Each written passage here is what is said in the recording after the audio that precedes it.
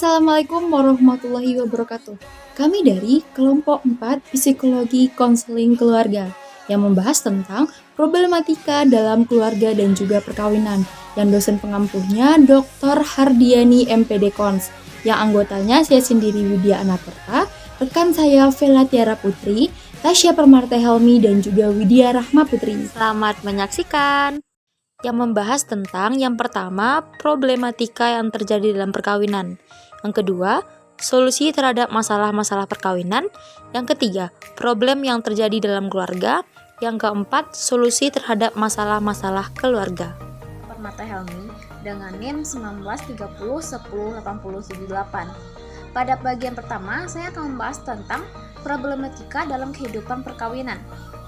Jadi dalam perkawinan, problematika yang terjadi dalam perkawinan itu ada beberapa macam masalah. Yang pertama adalah selingkuh. Faktor penyebab terjadinya perselingkuhan itu ada 3 faktor. Yang pertama adalah hubungan suami istri yang sudah hilang kemesraan dan cinta kasih. Yang kedua, tekanan pihak ketiga seperti mertua dan lain-lain atau anggota keluarga lainnya dalam hal ekonomi. Yang terakhir, adanya kesibukan masing-masing sehingga kehidupan kantor lebih nyaman daripada kehidupan keluarga. Pertengkaran, perdebatan, perbedaan, dan kesalahpahaman adalah bagian dari rumah tangga. Bertengkar karena hal yang sama atau berdebat dengan cara yang tidak sehat. Selanjutnya yaitu sikap egoisme. Egoisme adalah suatu sikap buruk manusia hanya mementingkan dirinya sendiri.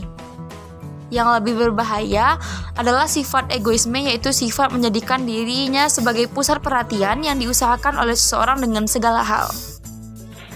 Baiklah, saya Vela Tiara Putri dengan NIM 1930108084. Di sini saya akan melanjutkan membacakan materi tentang solusi terhadap masalah-masalah perkawinan.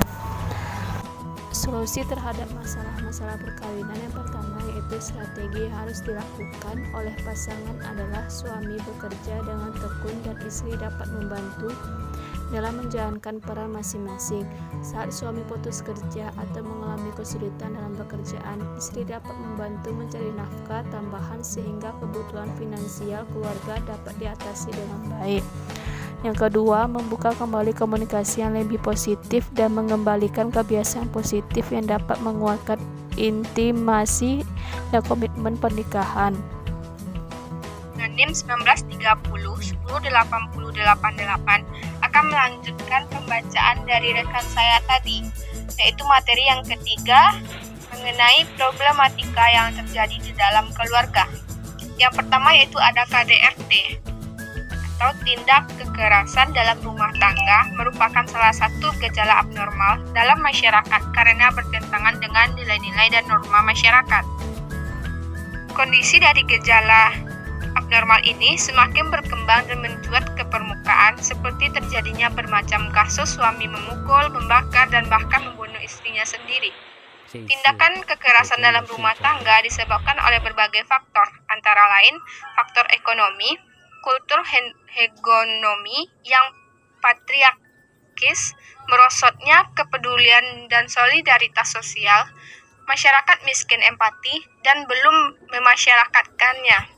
Yang kedua yaitu kekerasan pada anak. Menurut Richard Jegeles dalam Hurairah tahun 2012 mengartikan kekerasan anak sebagai perbuatan disengaja yang menimbulkan kerugian atau bahaya terhadap anak-anak secara fisik maupun emosional. Yang ketiga yaitu ada bunuh diri. Bunuh diri adalah upaya seseorang yang lebih memilih kematian daripada kehidupan dengan cara membunuh diri sendiri dengan sengaja. Cara yang banyak dilakukan oleh korban bunuh diri yaitu dengan gantung diri menggunakan alat-alat yang mudah ditemukan di sekitar korban seperti tali, selendang, dan sarung. Fenomena bunuh diri pada masyarakat dipengaruhi oleh beberapa faktor. Di antaranya adalah yang pertama faktor individu, tertutup ketika menghadapi masalah dan kurang resolusi terhadap masalah yang dihadapi. Yang kedua yaitu faktor sosial, jauh dari keluarga dan rendahnya mobilitas. Yang ketiga yaitu faktor ekonomi, masyarakat masih banyak yang bekerja keras di usia lanjut dan terjangkit sakit menahun. Dan yang terakhir yaitu faktor budaya. Baik, perkenalkan nama saya Widya Anaperta dengan NIM 1930108089. akan melanjutkan materi selanjutnya, yaitu tentang solusi dari permasalahan keluarga. Yang pertama, niat yang benar. Kehidupan suami istri sangat tergantung pada mereka yang membina hubungan rumah tangga, sehingga niat yang benar adalah syarat mutlak bagi kebahagiaan mereka. Yang kedua, kedewasaan suami istri.